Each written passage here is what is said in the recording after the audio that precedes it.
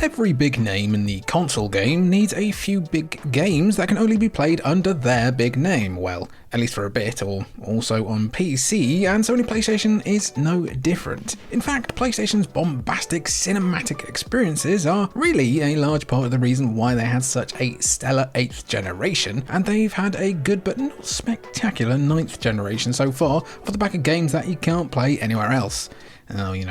For a while, but for every Kratos, Ellie and Astro Bot, there's a bloke called Riley Vaughan. Who, you may ask? Well, I'm Jimmy for Culture Vultures, and this is Riley's Time to Shine with our look at just some of the forgotten PlayStation exclusives from over the last 30 years. What's that? It would have been smarter to do this video during the 30th anniversary of PlayStation as a whole. I'm breaking up. I'm entering the transition. F0.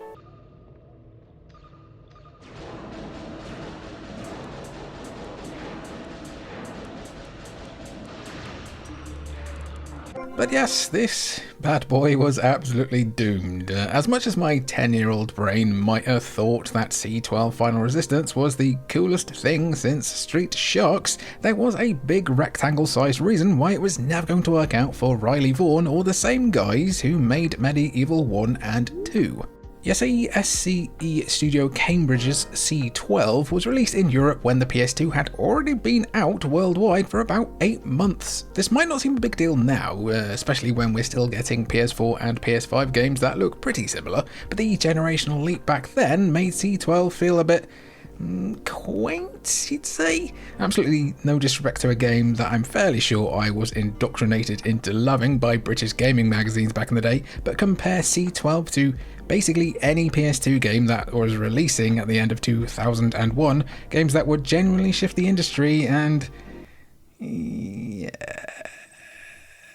What's wilder still, it took over a year for the game to finally reach the United States all the way in July 2002, just a couple of months after Morrowind.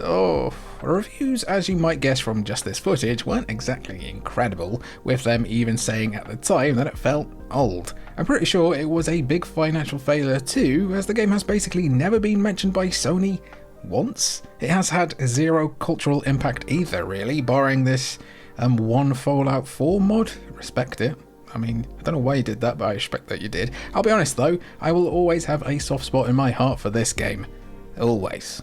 This tale of a cyber soldier saving his planet from alien invaders undeniably very heavily applied the siphon filter, and even though it has some pretty cool animations for the PS1, particularly when it comes to climbing about, it does just look more RuneScape than Farscape. But I don't know, man, it has this kind of dread-inducing fantastic atmosphere, a protagonist who's got a robot arm and eye, and you also get to swing a laser sword around a bit.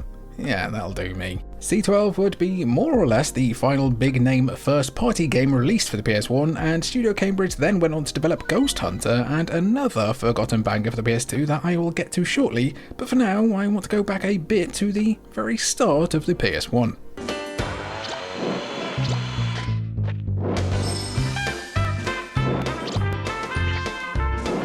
As well as sounding like some kind of insult for a homeless person, Hermie Hopperhead Scrap Panic is instead a bright, vivacious 2D platformer that was released in 1995 for the original PlayStation. If you've never heard of it, it's because Hermie Hopperhead was never released outside of Japan. They kept Hermie, we never subjected them to Rascal. That doesn't seem fair. In Hermie Hopperhead, players are able to collect stars to hatch eggs so that they can become turtles and chickens that do your bidding, and also turn them into platforms. All this after he is cajoled into a bin and transported to the egg planet, and as you probably are already realising why this never officially came to the West. The ginger rasta Hermie must save his girlfriend Trish from the evil Mad Migo, who's a few eggs short of an omelette across 70 levels of pretty challenging but not brutally so platforming. Hermie Hopperhead is a little like a mix between Sonic the Hedgehog and Yoshi's Island, but if the same ragtime song kept playing over and over and over and over again. It is a bopper though, it is a bopper.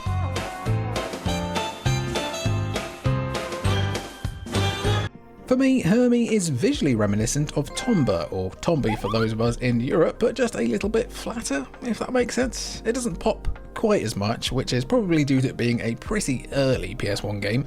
But funnily enough, the game did prove to naysayers very early on that the PlayStation could do 2D just as well as its mind-boggling effects. It's pretty easily playable as there's basically no Japanese text to translate, and is very easily accessible from certain websites on the information highway.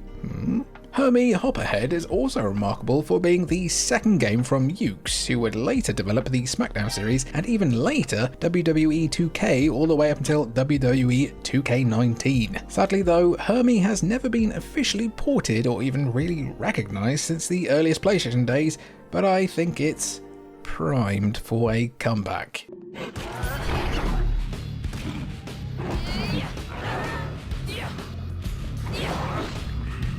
We now return to our friends at Studio Cambridge, see I told you it wouldn't be too long, for the game that followed C12, Primal. Interestingly, Primal was going to be called Fable at one time, according to creative director Chris Sorrell. You can even have a Primal alignment in Fable 3. Is that anything? I don't know. Anyway, released in 2003, I think the best way I can describe Primal is Legacy of Kain meets The Crow meets Ratchet and Clank. You play as Jen, a young woman looking for her boyfriend who quickly discovers that she has to save the universe, as you do. You're accompanied by Scree, a chatterbox gargoyle who you can also play as in some light platforming sections to help you solve puzzles and provide some certified banter moments with Jen. The pair's dynamic is ultimately the heart of Primal, and while Scree does love to ramble on and on while giving you more exposition than the first 55 minutes of an 8-hour video essay on icebergs or whatever the hell's going on that side of YouTube, Jen and Scree's back and forth is always fun. The combat is also pretty solid, real slow but hefty with some cool finishing moves. The real marquee attraction for Primal though is the fact that Jen can change form as she progresses, with you able to switch styles to suit the enemy you're facing, which is pretty neat. The camera may feel a bit wobblier than the replay timeline on our list videos. I see you skippers, we're all busy, I get it though, but Primal kind of feels a little like a precursor to the cinematic third-person action games we get from Sony these days. It looks and sounds great even today, and you can even play it on your PS5 through backwards compatibility for the PS4 remaster. It does have its rough edges, but I've always had a lot of time for Primal. Studio Cambridge, meanwhile, would go on to make the equally peak, translation heavily flawed, but my Digimon-addled mind at the time didn't care, Ghost Hunter 24 the game, and even Killzone Mercenary in 2013 for the Vita before being shuttered in 2017. It was a pretty good rise while it lasted, eh?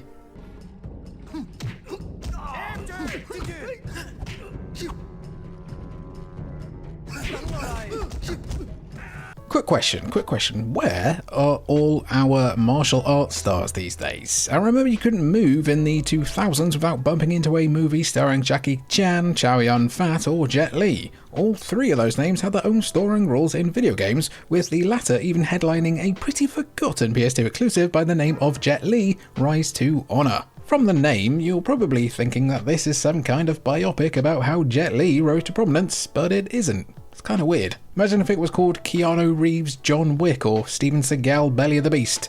It doesn't make sense. Well, maybe that last one does. Oh, you won't be like that now. Developed by primarily a support studio who would later become known as San Mateo Studio, Rise to Honor was another one of those really early attempts from Sony to bring the box office to PlayStation. I mean, it has a chapter selection sequence like you're watching The Matrix Reloaded on DVD for when you want to avoid all the Zion stuff, which is every time. Every time. Rise to Honor also comes from that experimental era of action games where, for reasons I can only imagine were inspired by the HF blade in MGS2, you could use melee attacks by flicking the right stick, which was pretty polarizing at the time, but I don't know, I thought it was cool. Pretty cool. Yeah. The game's story, which follows an undercover cop fulfilling his mob boss friend's final wish, something document, something. Sony may have wanted to become basically video game Hollywood, but their writing still had a ways to go here. So then you might look at Rise to Honor and think that it has no real acclaim to speak of. Well, I'm here to tell you that it has the greatest video game scream of all time.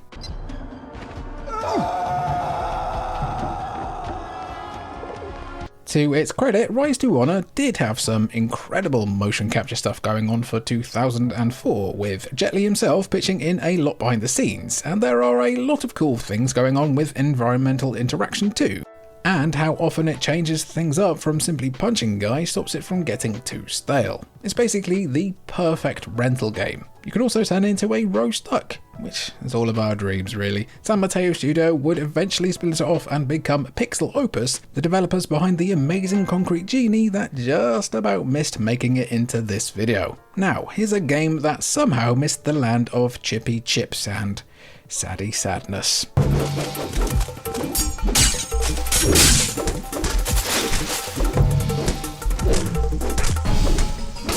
From the rising of the honour to the rising of the kasai, this one is bonkers to me. You see, the Mark of Cry was a pretty big deal on my playground back in 2002. The exaggerated visuals, the completely new setting never seen before in video games, and what every young boy loves once he puts down the Street Sharks figures for the final time, wanton acts of violence.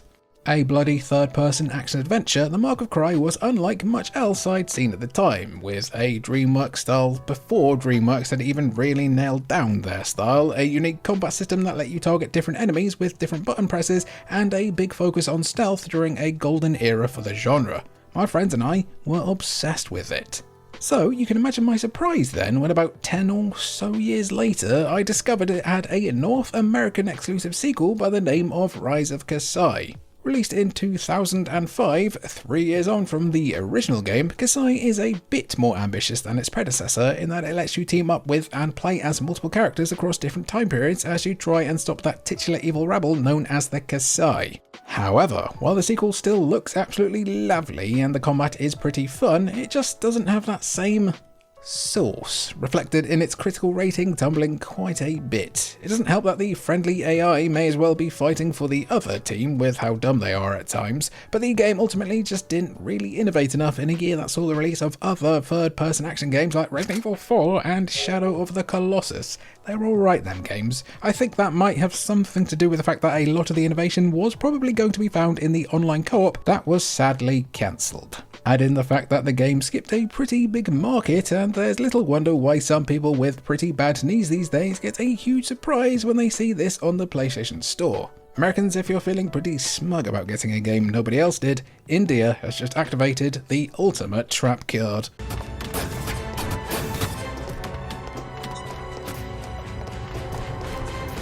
Energy, lots of energy. Alright. This is a something, allegedly. So basically, Raw 1 is a Bollywood movie released in 2011 starring Bollywood icon Shah Rukh Khan that follows a video game developer whose evil creation is accidentally released to the real world, who then hunts down the developer's son for defeating him in the game. But it's in the real world now. Don't worry about it. Raw 1 was at one point the most expensive Bollywood movie ever produced, and that's clearly why they gave absolutely no budget to these games. Red Chillies Entertainment, owned by Shah Rukh himself, teamed with Sony Computer Entertainment Europe to release two different adaptations of Raw 1. One for PS2 that was exclusive to India, and a PS3 version that came to India and parts of Europe as part of a wide effort to get Indian players invested in console gaming and also to promote the upcoming movie. Shah Rukh Khan himself wrote the story for the game, which is a strange thing to admit out loud from your mouth. Developed by Trine Games of Learn Geography, ages 2 to 8 of the Nintendo DS fame, Raw won the game retail for around £5 or $7 or so on PS2 and £10, $12 or so on the PS3. And well, it shows because it takes half an hour to beat. Basically, this is a really quite rudimentary arena fighter, and everyone knows that rudimentary actually means a polite way of saying a bit shit. It's a much bigger bit shitter on PS2 than it is on PS3, with it basically looking like a slideshow version of Power Stone made on a calculator for the former, but the PS3 really isn't much better, with some awful voice acting on top of the combat which feels as satisfying as fighting someone in a dream inside a calculator. Raw 1 the game was pretty unsuccessful in Europe on PS3, wow, you don't say, meaning that copies of the game are now going for money that really could be better spent on finally getting me my copy of JoJo's Bizarre Adventure on PS1. Yes, I'm back on that obsession this week, please don't try to stop me, and Bollywood basically agreed to never try this sort of thing again. Okay, they tried it one more time with another Shah Rukh Khan adaptation, the PS2 version of the movie Don 2 that released exclusively in India in 2013. I think it'd be super fun to do a video covering PlayStation in India, so give the comments a rubber dub if you'd like to see that.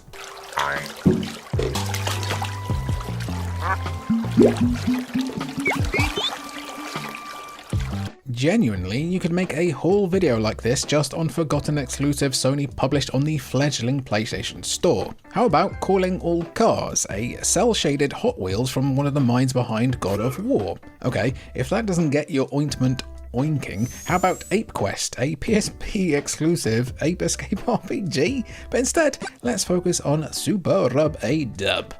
Based on the demo that was first displayed at E3 2005 to showcase the power of the PlayStation 3 and multiple memory card slots, Super Rub a Dub is basically the digital version of those weird old bath foam Game Boy things. Do you remember them? With the nubs? The nubs? Remember the nubs? They ever enter your dreams? Anyway, developed by Sumo Digital, who you may know as the developers behind Sackboy on PS5 and also the Whipper that is Outrun 2006, your job in Super Rub a Dub is pretty simple. Tilt your 6-axis or DualShock 3 if you weren't hated by your parents, and move the ducks around the pools while being careful to make sure they don't rub their final dubs, either from falling out or getting gobbled up by sharks. And that's about it. That was all one take. I don't know when I started that, but I just kept going and now I'm lightheaded. It's a completely inoffensive puzzle game that could be fun for an hour. A simple, totally earnest little video game with neat physics. Yeah, so obviously someone at IGN gave it a 2.9 out of 10 and likened it to George Clooney getting tortured. Now, if this was 2014, I'd say the game clearly had too much water for them, but it's 2025? What? Okay then. And that joke has aged about as well as buying a website and then pretty much immediately shutting them down. Why did you do that, IGN? Are you f***ing stupid, IGN? So yeah, Super Rub a Dub is nothing too substantial, but you know, not every game needs to be. Placid Plastic Duck Simulator on Steam, for instance, where you become a rubber duck in a pool, is just about bobbing about, and people love it. I'm not going to be as merciful to this next game though.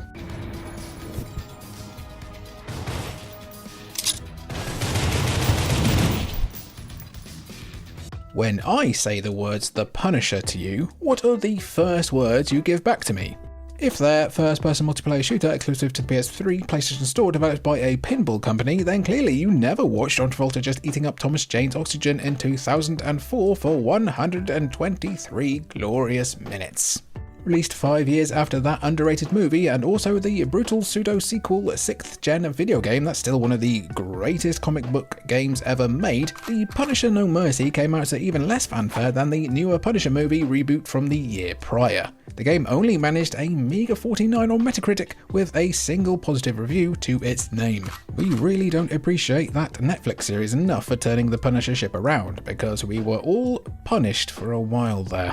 I think the fact that Zen Studios had only really made Xbox Live pinball games, the DS version of Ghostbusters and the Rocky and Bullwinkle version of WarioWare before this, may go some ways towards explaining how they struggled to make a decent FPS game. Not only does controlling No Mercy feel about as responsive as Kevin Nash's chest, but its single player content is just laughable.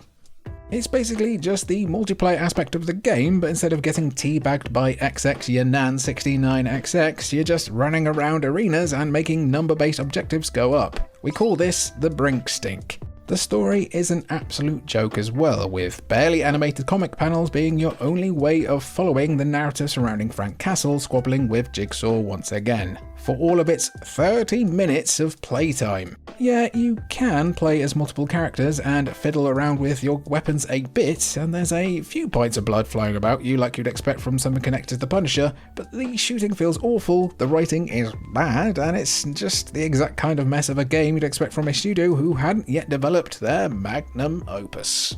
Mercifully, The Punisher No Mercy was delisted in 2011 and it's not been seen since. Marvel might have been right to second-guess licensing Spider-Man to Sony after this, but No Mercy actually outlived this next game that Sony outright owned, and it's not gone good.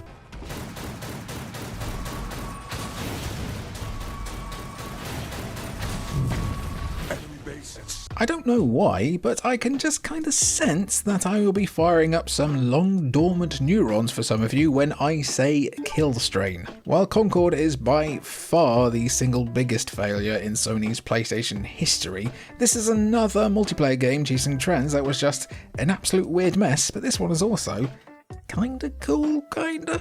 Released digitally for PS4 in mid-2016, Kill Strain is one of those really cool ideas on paper that just doesn't really work in reality. Imagine, right, the asymmetrical nature of Dead by Daylight mixed with a MOBA mixed with Stubbs the Zombie, and that does sound cool, but again, it just didn't come together for San Diego Studio, whose first game was The Mark of Cry, and they also made Pinball Heroes, and invented basketball. It's all connected. Fine, you know what, Barney? Give this guy a cigarette. He's freaking out. So let me break this down as simply as I can, in a way that Sony and the PR people themselves failed to, really. Kill Strain was a top-down, free-to-play, multiplayer twin-stick shooter in which two teams of human mercenaries face off against each other, and also a third team consisting of mutants who can eventually turn humans into more mutants. And I've not even mentioned the MOBA elements of the game yet. Okay, so the mutants are able to expand their territory by spreading the strain, and then as the humans, you have to capture and hold zones in order to spawn resources. Oh, and also there are multiple classes of character, leveling systems, and each match is like 20 minutes long. Now, I do remember enjoying Kill Strain for the first couple of days, that's a lie, hours, but also do remember a lot of people dropping out constantly every match, maybe just because they didn't quite get it. Kill Strain was just trying to do a bit too much of everything while not being particularly amazing at any one thing, and it barely clicked with anyone. Kill Strain was delisted and taken offline in December 2017, a year and a half after launch. Hey, that's not too bad really, is it? But I'm surprised this last game has lasted as long as it has. Unleashed! Watch yourselves! Hana slices through any car in her way, hero vehicle or otherwise. Look who's taking the lead! Keep it up! Twisted Metal Fortnite. One of the PS5's first true exclusives, and likely only exclusive, right alongside Astro's Playroom when this generation wraps up, Destruction All-Stars dropped in early 2021 when we're all still trying to figure out exactly where folders went on our shiny new PlayStation 5s. You kinda got the sense that Destruction All-Stars was already in trouble when it went from being a $70 launch title for the console to a PlayStation Plus Day 1 title following a delay. It's clear that Sony was trying to recapture some of that Rocket League popularity boom through its own Plus launch, but All-Stars just never caught on, and yeah, it's easy to see why, really. While not necessarily a bad game, and it's certainly quite the looker at times, there really was just not a lot to keep people hooked in a post-Fortnite multiplayer world where every 6 minutes Epic releases a new, I don't know, Brendan Fraser skin to keep their fans happy. The vehicular combat core with you trying to mow down other players when they have to skedaddle on foot was pretty fun and fluid, but the post-launch content roadmap was absolutely languid at best, and the formula never really changed. One day of Destruction All-Stars was all you needed to see all of All-Stars, all the stars.